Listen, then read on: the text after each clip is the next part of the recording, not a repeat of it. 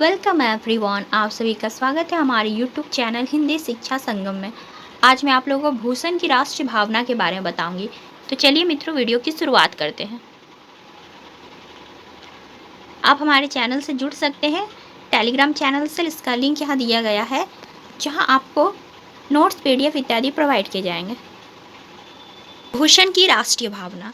राष्ट्रीय भावना का संबंध राष्ट्र से होता है और राष्ट्र उस जन समूह को कहते हैं जो किसी एक निश्चित भूखंड पर रहता है, जिसकी एक राजनीति परंपरा होती है, जिसकी सांस्कृतिक, धर्म, साहित्य, भाषा, कला आदि भी एक ऐतिहासिक परंपरा होती है, जिसकी सामाजिक एवं शासकीय व्यवस्था भी एक परंपरागत विचारधारा पर संचालित होती है तथा जिसके संपूर्ण जनजीवन में भावनात्मक एकता रहती है। इस प्रकार राष्ट्र को सर्वोपरि मानकर जो कवि स्वदेश के प्रति अनुराग व्यक्त करते हैं, देशभक्ति के गीत गाते हैं, अपने समाज को उन्नत बनाने का प्रयास करते हैं, अपनी सांस्कृतिक के समुज्ज्वल तत्वों का प्रचार करता है, अपने निर्बल राष्ट्र को सबल बनाने के लिए प्रयत्नशील दिखाई देता है, अपनी जननी जन्मभूमि को स्वर्ग से भी अधिक गौरवमय मानकर उसके प्रति त्याग एवं बलिदान के भाव जागृत करता है, अपने नदी, वन, पर्वत, पेड़, पशु, पक्षी आदि के प्रति अत्यंत रागात्मक संबंध प्रकट करता है, अपनी जनता से बंधुत्व के भाव जगाता है, अपने विशृंखलित एवं विभाजित जनों को एक समूह, संगठन या दल में संगठित करने के लिए प्रेरित करता है और अपने राष्ट्र का विरोध करने वाली पाश्विक शक्तियों का दमन करने की प्रेरणा देता है। उसे राष्ट्रीय भावना से संपन्न एक राष्ट्रीय कवि की उपाधि से विभूषित किया जाता है, अर्थात जो अपने राष्ट्र के प्रति संपूर्ण तौर से समर्पित भाव रखता है। इस दृष्टि से एक राष्ट्रीय कवि में मुख्यतः स्वदेश के प्रति तीव्रानुराग की भावना रहती है। वह अपनी संस्कृति का प्रेमी होता है, राष्ट्र के उत्थान में तल्लीन रहता है, उसे अपने समाज के उत्थान का रात दिन ध्यान रहता है और उसी के लिए प्रयत्नशील रहता है। उनके विचारों में स्वदेश अपने धर्म की उन्नति हिलोड़े लेती रहती है और वह धर्म का हास देखकर विकल एवं बेचैन होकर धार्मिक उन्नति के लिए प्रयास करता है। उसे अपनी राजनीतिक मान्यताओं सभी प्रकार से मान्य होती है और उसका अधपतन देखकर वह अपने राष्ट्र की राजनीतिक स्थिति को सुधारने में संलग्न दिखाई देता है। अपने साहित्य एवं अपनी भाषा से तीव्र अनुराग होता है और उसका विनाश देखकर अथवा उसका हास देखकर वह व्याकुल एवं व्यथित हो उठता है तथा उसकी सुरक्षा के प्रयत्न करता है। साथ ही उसे अपने राष्ट्र के कर्णधारों का यशोगान गाने में अत्यधिक आनंद आता है, जो जननायक होते हैं और अन्याय का दमन करने में तत्पर दिखाई देते हैं। इस प्रकार ध्यानपूर्वक देखा जाए तो किसी भी राष्ट्रीय कवि की भावना के अंतर्गत 8 तत्व समाहित रहते हैं: स्वदेशानुमुख राग, सांस्कृतिक प्रेम, धार्मिक भाव, राजनीतिक मान्यता, साहित्य प्रेम, समाज प्रेम, भाषा प्रेम, जननायकों के प्रति अटूट श्रद्धा। इन्हीं आधारों पर हम महाकवि भूषण की राष्ट्रीय भावना का विवेचन करने का प्रयास करेंगे और यह देखेंगे कि भूषण में कहाँ तक राष्ट्रीय कवि के तत्व विद्वान हैं। तो चलिए मित्रों, देखते हैं कि भूषण में कहाँ तक राष्ट्रीय कवि के तत्व विद्वान हैं। पहला पॉइंट है स्वदेशानुराग। भूषण के हृदय में स्वदेशानुराग कूट कूट कर भरा हुआ है, इसलिए वे संपूर्ण भारत का भ्रमण करने के लिए गए और उन्होंने यहाँ की स्थिति का पूर्णतः अवलोकन किया। अर्थात भूषण पूरे भारत का भ्रमण किए और भारत में किस प्रकार की बुराइयां और किस प्रकार की अराजक तत्व विद्वान है, उसका उन्होंने अवलोकन किया। जब वे अपने तीर्थ स्थानों पर जाकर यह देखते थे कि मंदिरों को तोड़कर मस्जिदें बनाई जा रही है, मथुरा के उन्नत भवों में आग लगाकर इस्लाम की दुहाई फेरी जा रही है, काशी में विश्वनाथ के भव्य मंदिर को नष्ट करके उसके स्थान पर मस्जिद बना दी गई और सारे भारत में इस्लाम के प्रचार का भयंकर षड्यंत्र चल रहा था, तब उस स्वदेशी अभिमानी का हृदय रो पड़ता था। उसने इसके प्रतिकार का दृढ़ निश्चय किया। यह प्रतिशोध का भाव मुस्लिम धर्म के विरुद्ध नहीं था। वे मुस्लिम से घृणा नहीं करते थे। यह प्रतिशोध का भाव मुसलमान जाति से नहीं था, उनके जाति से भी वे घृणा नहीं करते थे, क्योंकि भूषण ने बाबर, अकबर तथा हुमायूं की तो प्रशंसा की है और वे लिखते हैं कि बाबर, अकबर, हुमायूं हद बांधी गए, हिंदू व तुर्क की कुरान वेद ढबकी। अर्थात उनकी यह विरोधी भावना उस अन्यायी एवं अत्याचारी शासक के प्रति थी। वे शासक से घृणा करते थे जो देश के अंदर मंदिरों को नष्ट कर रहा था, इस्लाम का झंडा सर्वत्र फहराने का प्रयास कर रहा था, गौड़ी गणपति के देवस्थानों को उजाड़ रहा था, संपूर्ण भारत के अंदर सिद्ध महात्माओं का विनाश करके सर्वत्र पीर पैगंबरों की वृद्धि कर रहा था, जो काशी के सौंदर्य को नष्ट करने पर तुला हुआ था तथा जिसने मथुरा को विनष्ट कर डाला था। इसी कारण से स्वदेश अनुराग से ओतप्रोत होकर भूषण ने लिखा है, देवल गिरावते फिरावते निशान अली, ऐसे समय राव राणे सबे गया लबकी, गौरा गणपति आप औरंग की देखी तापा, अपने जहाँ सब मारी गई दबकी, पीरा पैगंबर दिगंबर प्रकट हो गया, सिद्ध की सिधाई गई रही बात रब की, कसाही की कला गई मथुरा मस्जिद भाई, शिवाजी न हो तो सुनती होती है। यहाँ औरंगजेब के शासन व्यवस्था के बारे में बताया जा रहा है कि किस प्रकार वे मंदिरों को गिरा रहा था और किस प्रकार वह मंदिरों की मूर्तियों को भी तोड़ रहा था। उसके प्रति यहाँ जो राष्ट्रीय कवि थे अर्थात भूषण विरोधी भाव अपने प्रकट करते हैं। दूसरा है सांस्कृतिक प्रेम। भूषण भारतीय संस्कृति के अनन्य भक्त थे। वे नहीं चाहते थे कि भारतीय की प्राचीन संस्कृति नष्ट होकर यहाँ मुस्लिम संस्कृति का प्रचार हो, क्योंकि भारतीय संस्कृति तो अध्यात्म प्रधान थी, जबकि मुस्लिम संस्कृति में भौतिकता की प्रधानता थी। भारतीय संस्कृति में त्याग का महत्व था, जबकि मुस्लिम संस्कृति भोग प्रधान थी। भारतीय संस्कृति में अहिंसा को परम धर्म माना गया था, जबकि मुस्लिम संस्कृति हिंसा को सर्वाधिक महत्व देती थी। भारतीय संस्कृति में सहृदयता एवं संतोष का प्राधान्य था, जबकि मुस्लिम संस्कृति कठोरता, कट्टरता एवं असंतोष पर प्रतिष्ठित थी। भारतीय संस्कृति में धार्मिक सहिष्णुता थी, जबकि मुस्लिम संस्कृति में असहिष्णुता कूट कूट कर भरी हुई थी और वह किसी भी अन्य धर्म के आचरण को सहन नहीं कर सकती थी। इसलिए औरंगजेब ने भारतीय संस्कृति को नष्ट करने का बीड़ा उठाया था और वह भारतीय के संपूर्ण सांस्कृतिक उपकरणों, रीति रिवाजों एवं मान्यताओं को तहस नहस करने में जुटा हुआ था।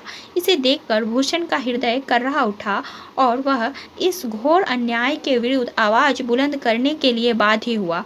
अपनी सांस्कृतिक परंपरा का स्मरण करता हुआ भूषण का हृदय इसलिए महाराज शिवाजी की प्रशंसा कर रहा है। वे लिखते हैं, मछहु कच्छ में कोल निसंग में बावन में भनी भूषण जो है, जो द्विविजय राम में, जो रघुनाथ में, जो कही बाहु रामहु को है, बौद्ध में जो अरु, जो कल्कि मह विक्रम हुए को आगे सुनो है, साहस भूमि आधार सोई, अब श्री सरजा शिवराज में सो है।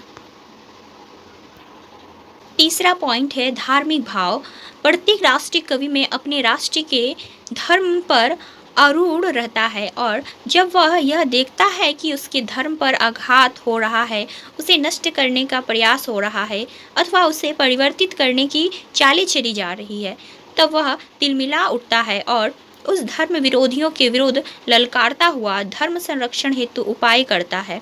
महाकवि भूषण ने भी जब यह देखा कि औरंगजेब भारत के पुरातन वैदिक धर्म का विनाश करके ही चैन लेगा, सर्वत्र इस्लाम धर्म को फैलाकर ही मानेगा, तब हिंदुओं का नामो निशान भी नहीं रहेगा, तब भूषण का मन व्यग्र हो उठता है और उस कवि उन्मत्त होकर धर्म विरोधी शासन के विरुद्ध अपनी लेखनी चलाने के लिए बाध्य हो गया।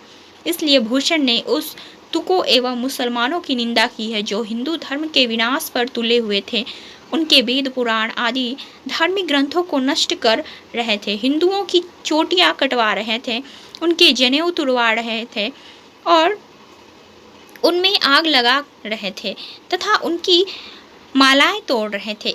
इसके साथ ही भूषण ने शिवाजी की प्रशंसा की है जो धर्म ग्रंथों, देवी देवताओं, देव मंदिरों आदि की सुरक्षा के लिए प्रयत्नशील थे, जो उन अतातियों का दमन कर रहे थे तथा जो हिंदू धर्म के विनाश में संलग्न थे। भूषण की यही धार्मिक भाव संबंधित राष्ट्रीय भावना इस प्रकार व्यक्त हुई है।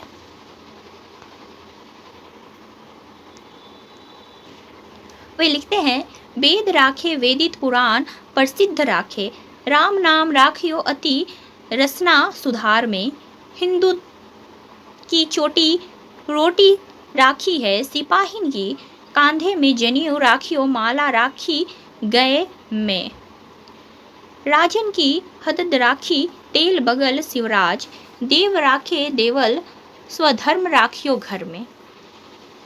चौथा पॉइंट है राजनीतिक मान्यता। प्रत्येक राष्ट्रीय कवि अपने राष्ट्र की राजनीतिक में ही विश्वास रखता है और उसी रीति नीति के द्वारा अपने देश एवं राष्ट्र की व्यवस्था देखना चाहता है। भूषण भारतवर्ष में उत्पन्न हुए थे और उसके संस्कारों में मनु महाराज से लेकर राम, कृष्ण, चंद्रगुप्त, अशोक, हर्ष आदि सम्राटों की राजनीति के प्रति अनन्य श्रद्धा थी। इसी कारण वे इस्लाम धर्म के अनुयायी औरंगजेब की उस राजनीति के प्रति विरोध प्रकट करते हैं जिससे स्वयं सुन्नी होने के कारण शिया मुसलमानों को भी राज्य कार्य से बहिष्कृत कर दिया था, जिसने अपने पिता को कैद करके तथा भाइयों को मारकर राजगद्दी प्राप्त की थी, जो अपनी अनुदार नीति के कारण ही हिंदू और मुसलमान दोनों को असंतुष्ट बना रहा था, जिसमें कट्टरता एवं धर्मांधता अत्यधिक मात्रा में थी, जो अपनी कूटनीति के कारण सबके अविश्वास का पात्र बना हुआ था और किसी का भी विश्वास नहीं करता था तथा जिसने सारे भारत राष्ट्र में राजनीतिक अस्थिरता उत्पन्न कर दी थी। इसी कारण भूषण कवि ऐसे राजा के दरबार में गए जो भारतीय राजनीति का अनुयायी था, जिसने संपूर्ण भारत में हिंदू पदशाही की स्थापना का संकल्प लिया था, जो समूचे भारत को विदेशी राजनीति से सर्वथा मुक्त करना चाहता था तथा जिसमें दृढ़ता, साहस, धैर्य, विश्वास, सहिष्णुता, उदारता, दानशीलता आदि सद्गुण विद्यमान थे। अपनी इसी मान्यता के कारण भूषण ने औरंगजेब की शासन नीति की घोर निंदा की और महाराज शिवाजी तथा छत्रसाल की राजनीति की भूरी भूरी सराहना की है। शिवाजी की प्रशंसा करते हुए भूषण ने कहा है, जादिन जन्म लिन्ही भू पर भूसिल भूप, ताही दिन जीत्यो अरि उड़ के उत्साह को, छठी छत्रपतिन को जीत्यो भाग अन्यास, जीत्यो नमकरण में करण प्रवाह को, भूषण भनत बाल लीला गढ़कोट जीत्यो, शाही के शिवाजी कड़ी चाहू चूम चाह को, बीजापुर कोलकुंडा जीत्यो लड़िकाई ही में, जवानी आए जीत्यो दिल्ली पति ही पातशाह को। इतना ही नहीं, शिवाजी ने अपनी उदार राजनीतिक एवं पराक्रमशाली पौरुष के कारण देश विदेश में किस तरह धाक जमा ली थी, इसका वर्णन भी भूषण ने अत्यधिक कुशलता के साथ किया है, जिसमें भूषण की राजनीतिक संबंधित राष्ट्रीय भावना इस तरह मुखरित हुई है। वे कहते हैं, जोर रुसियान को है तेग खुरासानों की, नीति इंग्लैंड चीन हुन्नर महादड़ी, हिम्मत अमान मर्दान हिंदुवानों की, रूम अभिमान हबसान हद कादरी, नेकी अरबान शान अदब ईरान तयो ही, क्रोध है तुरान जयो फरांस फंद आदरी, भूषण भरत इमी देखिए महिताल पे, वीर शिवराज की बहादुरी। पांचवा पॉइंट है साहित्यक प्रेम। प्रत्येक राष्ट्रीय कवि अपने राष्ट्र के परंपरागत साहित्य से प्रेम करता है और उसी परंपरा को अग्रसर करने में गौरव का अनुभव करता है। भूषण के साहित्य का अध्ययन करने पर ज्ञात होता है कि भूषण ने अपने वेद शास्त्रों का भली प्रकार अनुशीलन किया था और उसी परंपरा में अपने शिवराजभूषण, शिवाबावनी, छत्रसाल दशक आदि ग्रंथों का निर्माण किया था। इसमें शिवराजभूषण में भारतीय काव्य शास्त्र में मान्य अलंकारों का वर्णन किया गया है और शिवाजी के यश का भी भरपूर वर्णन किया गया है। इसी तरह शिवाबावनी में तत्कालीन घटनाओं का उल्लेख करते हुए शिवाजी के यश का निरूपण किया गया है और छत्रसाल दशक में बुंदेला महाराज छत्रसाल की प्रशंसा की गई है। इन सभी ग्रंथों पर पूर्ववर्ती भारतीय साहित्य का पूर्ण प्रभाव है और इन ग्रंथों में शिवाजी तथा छत्रसाल के यश का वर्णन करते हुए घटनाओं को विस्तार न देकर अथवा उन्हें वर्णनात्मक पद्धति में न लिखकर केवल उन पर कवि ने अपनी प्रतिक्रिया व्यक्त की है। यह प्रतिक्रिया जन भावना के सर्वथा अनुकूल है और इसी कारण भूषण के साहित्य में पुरातन साहित्य के प्रति अगाध प्रेम के दर्शन होते हैं और उनकी कविता राष्ट्रीय भावना की उद्योतक हो गई है।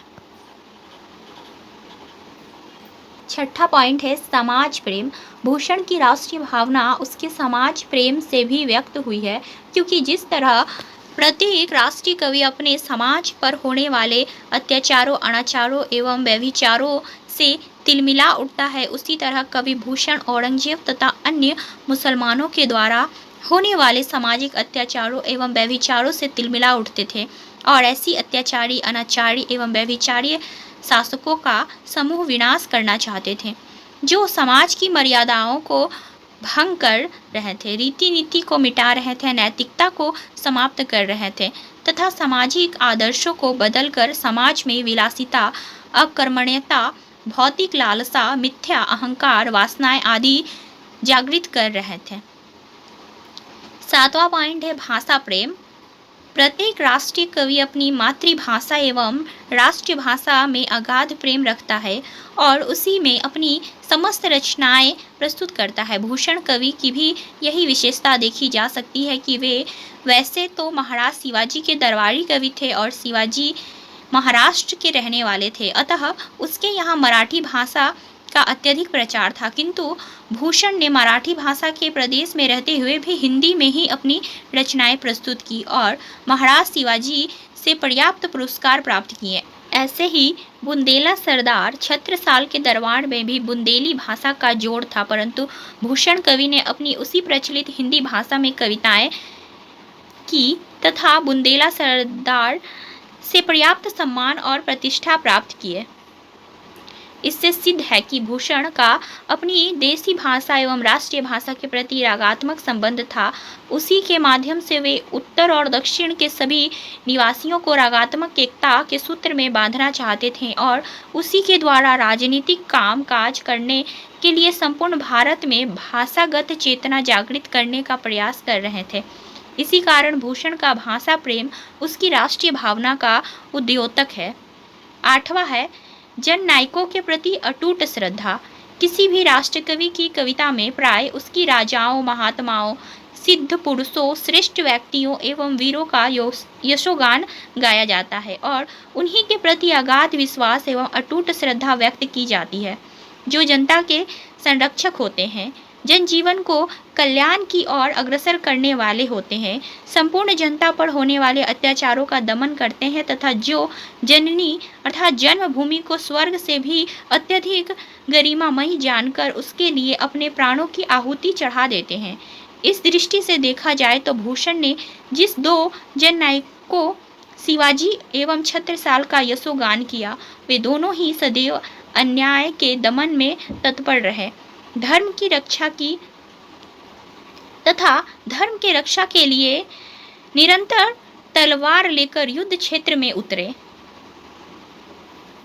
जनता की कल्याण कामना में तल्लीन रहे तथा तत्कालीन राष्ट्र के प्रतिनिधि वीर माने गए। अतः ऐसे जननायकों की प्रशंसा किसी आश्रयदाता की कोरी प्रशंसा नहीं है, अपितु वह सज्जनों के परित्राणकारी वीरों की प्रशंसा है, धर्म संस्थापक श्रेष्ठ पुरुष की प्रशंसा है, दानशील महान राजाओं की प्रशंसा है और हिंदू राष्ट्र के प्रतिनिधियों की प्रशंसा है। आचार्य रामचंद्र शुक्ल ने भी ठीक ही लिखा है कि शिवाजी और छत्रसाल की वीरता के वर्णनों को कोई कवियों की झूठी खुशामद नहीं कर सकता है।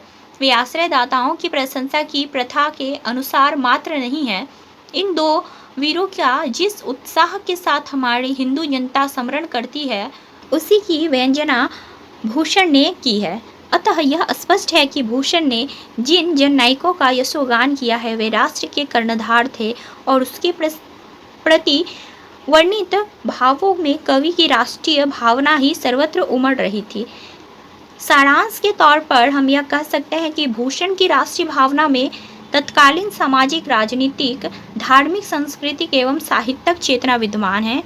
भूषण ने अपनी संपूर्ण कविता का निर्माण युग चेतना से अनुप्राणित होकर किया है। उनकी कविता में तत्कालीन जनजीवन चित्रित है, लोक मंगल की भावना अंकित है और राष्ट्रीय नवोत्थान की श्रेयमय चेतना वर्णित है। इसी कारण भूषण कोई जातीय कवि नहीं है, अपितु भारत राष्ट्र की मंगल कामना एवं उदात्त भावना से परिपूर्ण एवं राष्ट्रीय कवि हैं। तो यह थी मित्रों भूषण की राष्ट्रीय भावना। आशा करती हूँ कि आपको यह वीडियो पसंद आए। वीडियो पसंद आए तो वीडियो को लाइक शेयर करें और यदि चैनल पर नए हो तो हमारे चैनल को सब्सक्राइब करें और अन्य किसी वीडियो पाने के लिए हमें कमेंट कर सकते हैं या फिर आप हमारे टेलीग्राम ग्रुप को ज्वाइन करके आप हमें टेलीग्राम पे मैसेज कर सकते हैं। तो मिलते हैं अगले वीडियो में, तब तक के लिए धन्यवाद।